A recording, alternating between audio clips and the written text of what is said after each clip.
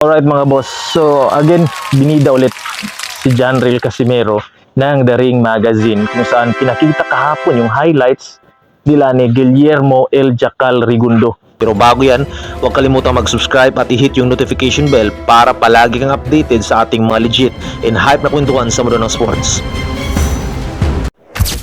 So syempre, maraming nakakita o nakita mga boss no, yung video na yon, yung highlights nila ng The Ring Magazine. So talaga napapaisip yung mga boxing fans, especially yung mga Casimero fans, bakit parating hina-highlight si Cuadro Alas Casimero? Ano ba yung motive o di ba yung pananaw nila, baka hina-hype nila si Casimero at yung laban o future fight nito kay Naoya the Monster Inoue mga boss, no? Kung kayo yung tatanungin ko, comment down below. Same ba tayo ng pananaw? Bakit parating nare-recognize or pinapakita yung si Casimero, hina-highlights at saka yung photos, yung mga videos ni Casimero, yung mga laban niya, especially nga kahapon yung laban kay Rigundo. Bakit parating pinapakita, di ba?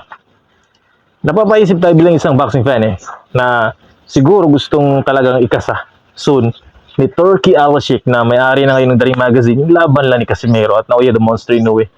Rekomento nga kung sino tayo ng pananaw, opinion.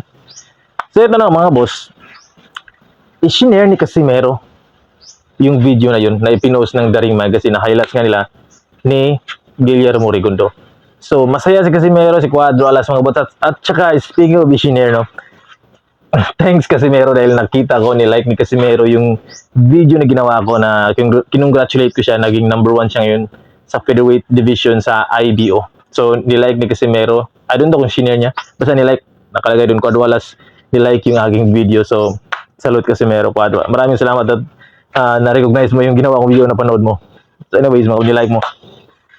So ako, napapaisip ako na hina-hype nila si Cuadro Alas para soon maikasa na to at talagang maraming mapaisip, ma-hype yung laban ni Casimero at Naoya Inoue. At nabalitaan din natin mga boss na gusto daw ni Hideyoki Ohashi, yung kanyang Japanese promoter ni Naoya Inoue, na wala na silang balak atrasan, no, takbuhan daw si Casimero, basta gusto. Ang dami nilang rason mga boss kasi si Casimero ngayon is available si Casimero ngayon na makalaban ni Naoya Inoue. Alam niyo bakit si Carl-Hamis Wonderboy Martin hindi available? Kasi laban ni Wonderboy Martin sa Saudi daw, undercard ng Canelo Alvarez, yung laban ni Canelo napapalapit na, undercard si Wonderboy Martin mga boss versus Alan David Picasso, yung former world title challenger ni Naoya the Monster Inoue. So matibay yon, delikado si Wonderboy, pero yung suporta ko sa Pinoy pa rin. Alam niyo naman, maka-Filipino tayo, no? So hopefully manalo si Wonderboy, pero kung tutuusin mga boss, iisipin natin balance, no? Iisipin natin ang balance. Pananaw ko lang talagang delikado si Wonderboy. 60-40 lamang si Picasso dito sa skills at experience pa lang mga boss.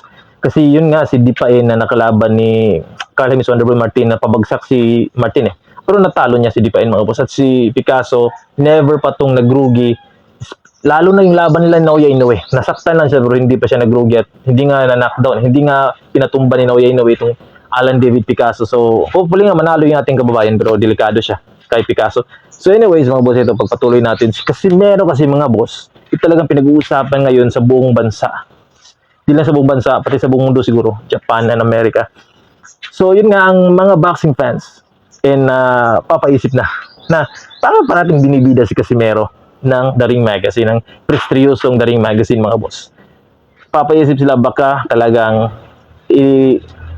iganap o mangyari yung laban yan, Inoue versus Casimero, hopefully soon sa Japan man yan o sa Amerika. Maraming manonood yan mga boss. Talaga dahil kilala na si Casimero former 2 Division World Champion, si Naoya Inoue 4 Division World Champion, undisputed champion. So I think nanonood din si Naoya Inoue sa mga video na pinopost or mga pictures, in-hype na mga photos ng The Ring Magazine. Siyempre, di ba, boxing fan din yan si Naoya Inoue, kahit champion yan mga boss. At yung kanya promoter din, nanonood yan kasi parating sinusubaybayan nila si Casimero At yun nga, papalag daw sila kung paulit-ulit daw si Casimero mananalo kada laban niya. At naging champion pa daw, pero kung tutuusin nga, si Casimero lang talaga yung available kasi nakatani number 2 ng WBO ay hindi available kasi alam niyo naman, nagkaka-recover pa lang yung nakatani sa laban kay Inoue, yung nabasag niyang orbital bone ata yun.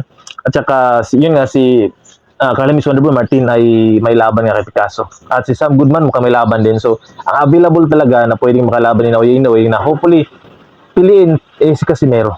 I think yun lang mga boss. Pero si Casimero maraming options eh. Kasi pwedeng lumaban si Casimero nga sa IBO. Kasi number 1 siya ngayon sa featherweight sa IBO. Pwede makalaban si Nick Bull or sino ba yun mga boss. No? Pwede makalaban din niya sa featherweight sa WBC si Shushu Carrington, di ba? May chance si Casimero doon kasi yung latest fight ni Shushu Carrington ay medyo hindi magandang pinakita ng performance. Maraming mga boxing fans nagsasabi na may chance si Casimero or si Naoya Inoue yung talunin yung champion na yun ng featherweight WBC na si Bruce Shushu Carrington. And yun nga, number 11 contender itong si Janril Cuadros Casimero. I think yun lang mga boss. Maraming salamat sa pagsubaybay. Maraming salamat kung bago ka pa lang, no? Welcome at mag-subscribe. And kung nag-subscribe ka na, welcome ulit. Salute. Peace out.